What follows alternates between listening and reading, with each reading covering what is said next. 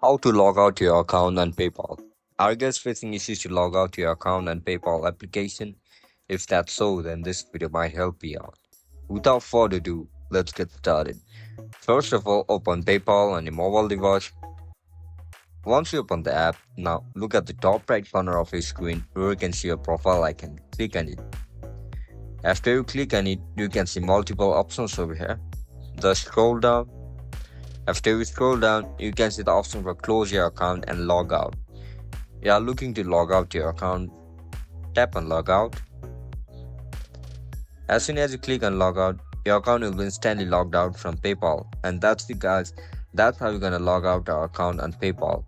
If you guys found this video helpful, don't forget to like, share and subscribe to our channel.